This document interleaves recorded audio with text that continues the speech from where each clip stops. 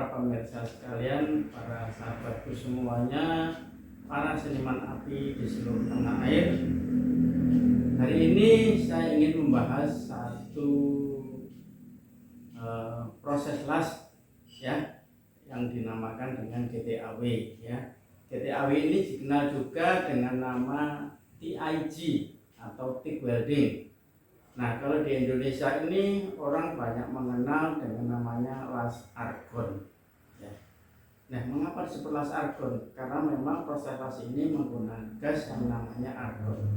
Nah, untuk itu sebelum kita lanjutkan, saya ingin menjelaskan apa saja sih sebetulnya yang dibutuhkan kalau kita ingin belajar las TIG, GTAW atau las argon. Yang pertama, kita harus tahu prosesnya dulu ya. Jadi apa saja yang kita persiapkan. Jadi kalau kita melihat misalkan di sini ya, ini ada satu proses las yang sangat cantik kalau kita lihat ya.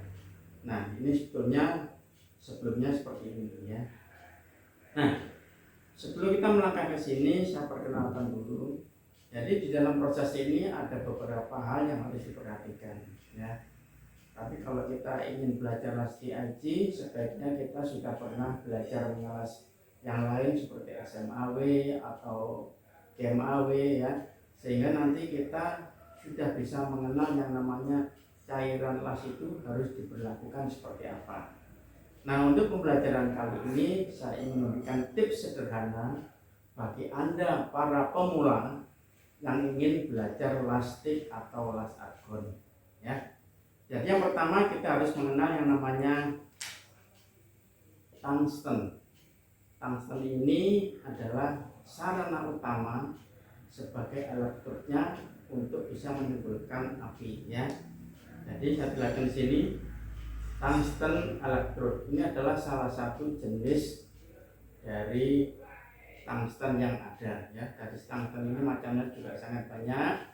Tapi karena kita masih tahapan belajar, yang pertama ini adalah kita ingin mengenalkan tungsten elektrod yang dipakai untuk mengelas carbon steel ya. Jadi kalau kita melihat baja yang kita umum kita jumpai itu namanya adalah carbon steel ya. Nah, tungsten ini ada seri namanya toluided ya. Ini diameternya 2,4 mm. Lihat ya. Nah, bentuknya seperti ini ya. Jadi kalau kita beli satu pak ini ya, nah seperti ini, isinya cukup banyak ya, dan panjang-panjang.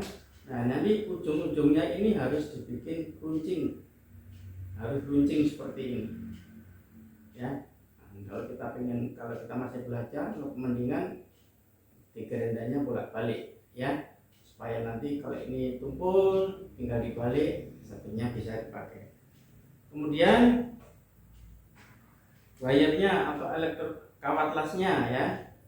Jadi kalau kita kebalikan dengan proses SMAW ya, elektrodnya situ ada flagnya. Kalau ini hanya batangan kawat saja ya. Nah, ini kita menggunakan TGS 50 ya, yang AWS-nya adalah E70S-G ya. Jadi kawatnya seperti ini ya. Nah, kalau kita pengen mengelas plat yang tipis ya, aducer yang diameternya 1 mm ya. Nah, kalau misalkan kita sulitan cari di lapangan yang diameter kecil, kita bisa menggunakan wire dari MIG welding ya, atau GMAW. Nah, biasanya kan rororan ya. Nah, bisa kita potong-potong seperti ini. Nah, ini bisa kita pakai buat mengelas untuk plat yang lebih tipis ya. Kemudian untuk kaplar dan sebagainya itu adalah nanti kita praktekkan di workshop ya. Tapi yang penting ini. Kemudian gas ya. Nah, gas yang kita pakai itu adalah gas argon. Gas argon ini ada 3 jenis ya yang ada di pasaran. Yang pertama disebut argon WG atau welding grade. Ini unsurnya ada 9,96% pure argon ya. 99,96%. Kemudian yang lebih bagus lagi namanya argon HP. Argon HP ini terdiri 99,99%. Ya. Tapi masih ada lagi satu yang lebih bagus namanya argon UHP, Ultra High Purity. Ya. Ini terdiri dari 99,999%. Ya. Jadi seperti itu. Kita harus mengenal gasnya, harus mengenal kawat las yang kita pakai, ya. Harus kita mengenal elektrod tungstennya, ya. Tungsten ini tidak ikut mencair, ya. Jadi nanti dia menimbulkan, memunculkan panas yang sangat tinggi untuk melelehkan daripada kawat lasnya ini, ya. Nah, nanti kita persiapkan, ya. Ini yang untuk tahap awal kita belajar yang namanya 2F, ya. Nanti kita akan bahas yang proses-proses berikutnya, ya. 2F ini sebagai dasar kalau kita ingin belajar. Nah, gerakan, ya, gerakan pada saat mengelas itu mungkin Anda perlu belajar, ya. Jadi tidak perlu menggunakan variasinya, ya. Mungkin karena hanya itu melatih gerakan seperti ini aja. Ini gerakannya, ya. Mungkin kalau kita mulai dari sebelah kanan, ya, gerakannya adalah seperti ini, naik turun seperti ini, ya. Nah, naik turun berjalan perlahan-lahan seperti ini. Oke, paham ya? Nanti kita praktekkan di tempat kita kerja. Oke, selamat mengikuti. Tonton video ini, jangan sampai terlewatkan, ya. Tonton videonya sampai selesai. Jangan lupa di subscribe, like, dan komen. Saya tunggu. Oke, kita ikuti video berikutnya. Oke, untuk pagi ini kita akan pengenalan mesin Hailong TIG 200 AC atau DC. Jadi untuk mesin ini bisa dipakai untuk AC ataupun DC, ya. Jadi mesinnya bisa dipakai AC dan DC. Di sini ada tulisan 2T sama 4T. Artinya dia bisa dipakai untuk 2T ini manual, 4T ini otomatis. Jadi kalau 2T ini ditekan nyala, dilepas langsung mati. Tapi kalau 4T ditekan nyala, dilepas tetap nyala. Kalau mau matikan, tekan lagi, dilepas, baru mati. Kalau untuk pengelasan pendek-pendek, TIG weld, biasanya pakai 2T. Kalau pengelasan yang panjang-panjang atau continue, pakainya yang 4T. Terus mesin ini bisa dipakai untuk GTAW atau TIG atau MMA. MMA ini SMAW.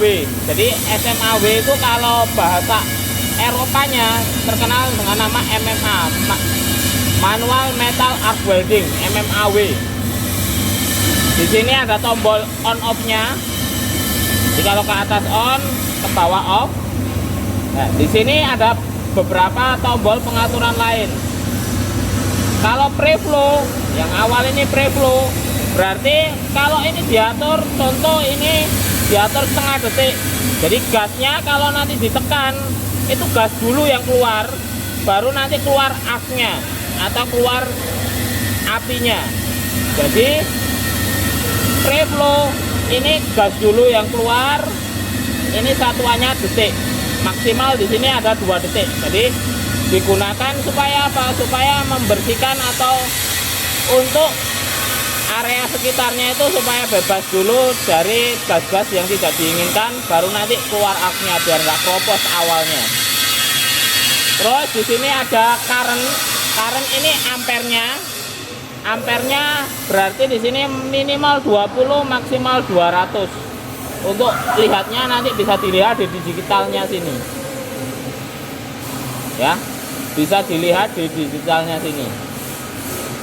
Terus di sini ada down slope time.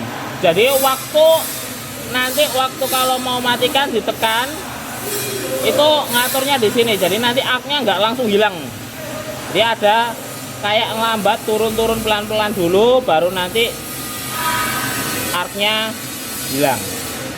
Terus di sini ada pos gas. Pos gas ini untuk gas terakhir. Jadi setelah dimatikan itu arcnya sudah hilang, sudah nggak ada arcnya, tinggal gasnya saja. Supaya apa? Supaya nunggu dingin.